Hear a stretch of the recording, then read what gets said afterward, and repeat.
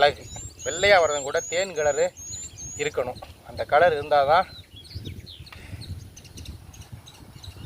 சூரிய ஒளி பட்டு இந்த கலர் வந்து மாறி அப்படி அழகாக இருக்கும். அந்தளவு நம்ம உடற்பயிற்சி செய்யணும். அதே போல் வெயிலில் அழகாக பயிற்சி பண்ணுங்கள். அதுதான் ரொம்ப நல்லது. வெயில் உடம்புல கண்டிப்பாக படணும்.